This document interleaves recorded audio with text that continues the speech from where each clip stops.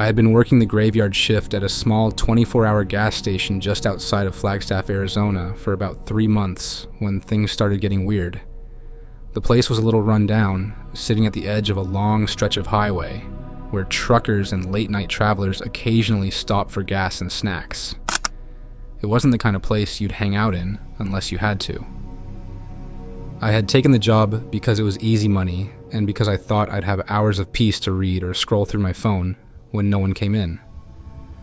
The gas station was small, just a single counter, 3 coolers filled with sodas and beer, a couple of aisles of overpriced snacks, and a dingy bathroom in the back. We had 1 security camera, but it was cheap and barely worked. There were no panic buttons, no bulletproof glass, just a single rusty baseball bat under the counter that I prayed I'd never have to use. One night, around 1:30 a.m., the place was completely dead. The only car in the lot was mine. The neon open 24/7 inches sign flickered outside, buzzing faintly in the silence. The store had a radio, but the reception was garbage, so I usually just let it hum with static in the background. I had just finished stocking the beer fridge, wiped down the counter for the 3rd time that night, and leaned back on my stool when something strange happened. The motion sensor chime near the entrance dinged.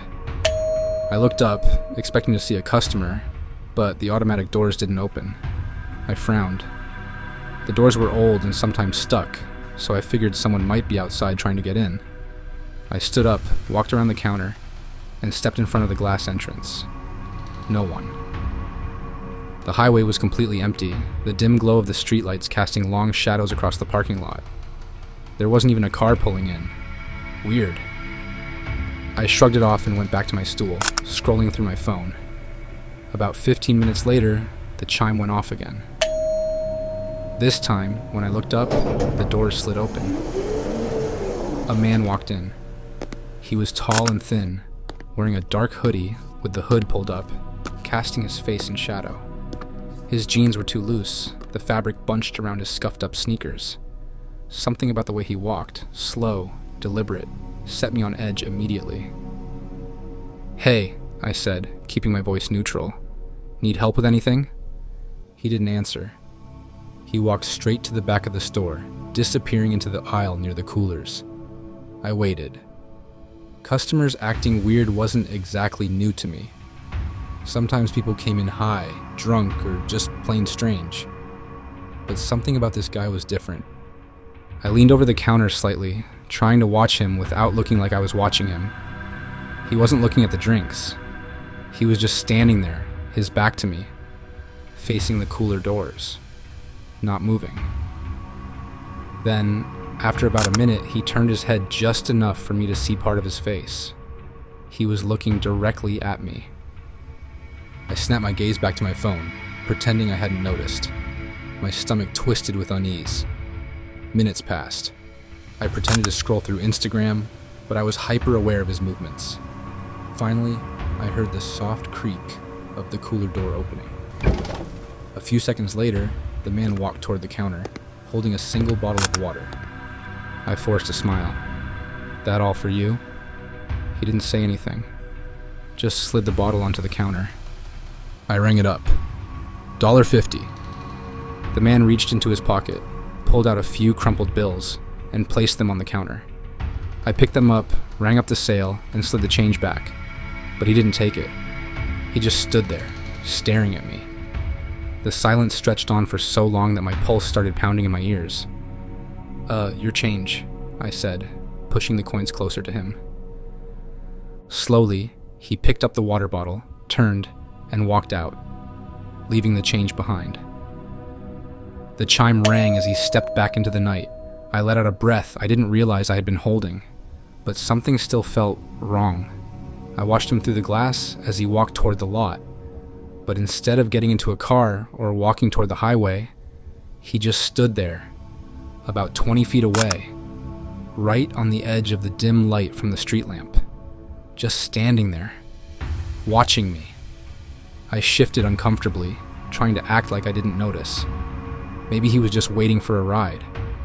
Maybe he was figuring out where to go next. But minutes passed. 5, 10, 15. He didn't move. I couldn't see his face clearly in the darkness, but I knew he was still looking at me. I grabbed the rusty baseball bat from under the counter and set it beside me, just in case. And then, the power cut out. Everything plunged into darkness. The humming radio went silent. The buzzing of the neon open 24/7 inches sign died instantly. Even the parking lot lights outside shut off, leaving only the glow of the moon. The only sound was the soft ticking of the cooler compressor winding down. I froze. My phone light illuminated the counter, but it didn't reach the entrance. The security camera monitor flickered briefly, showing static, then blacked out completely. That's when I heard it. A single, deliberate knock on the glass. I snapped my head up toward the doors. The man was standing right outside the glass, inches from the entrance. His hood was still up, but now that he was so close, I could finally see his face. His mouth was stretched into a wide, unnatural grin, and he was whispering something. I couldn't hear it through the glass. I didn't want to hear it. I grabbed my car keys and bolted. I didn't care if I was breaking protocol. I ran to the back exit, shoved open the door, and sprinted to my car. As I threw myself inside and locked the doors, I glanced toward the front of the store. He was gone, but the doors were open. He had come inside. I sped out of the lot without looking back. I quit the next day. I never found out who he was. The manager checked the security footage, but the files were corrupted from the power outage. The next night shift worker told me he never saw anyone like that. But sometimes, late at night, I wonder, if I hadn't run when I did, what would have happened if the lights hadn't come back on? I never thought much about my job as an overnight janitor. It was simple. Clock in at 11 p.m., clean 4 floors of an empty corporate office, and clock out by 7 a.m. The pay wasn't great, but it was peaceful. No annoying coworkers, no supervisors breathing down my neck, just me, my mop, and the quiet hum of the vending machines. I had been doing this for about 6 months without any issues. The building was old, but nothing out of the ordinary ever happened. That was until one particular night, the night I realized someone had been watching me. And worse, I had no idea for how long. It was a Wednesday, which meant the 3rd floor conference room would be a mess.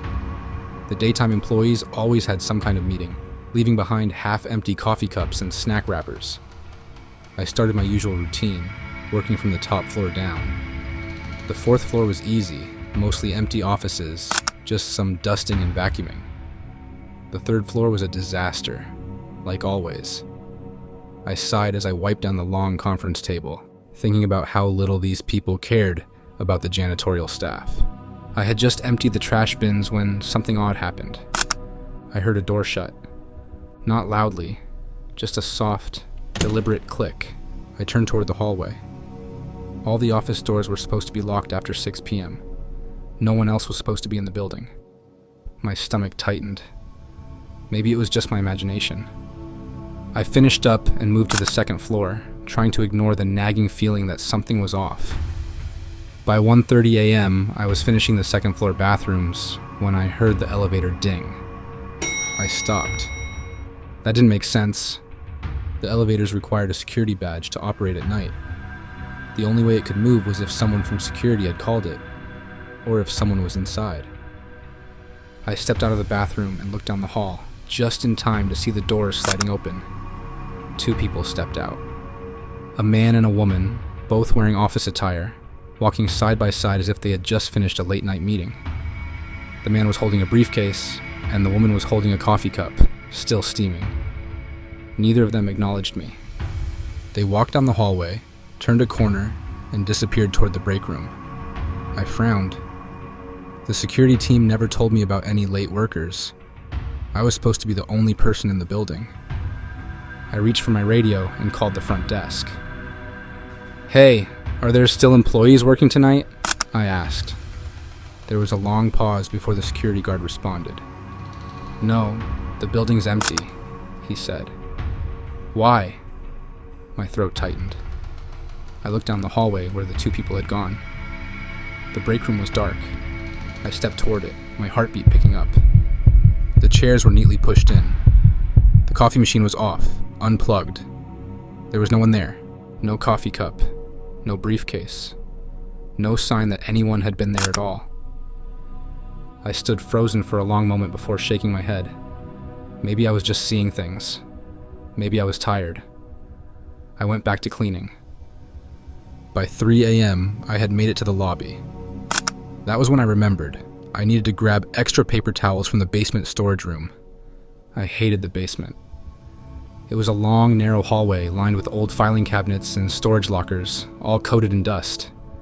The light flickered when you turned it on, and the air smelled stale.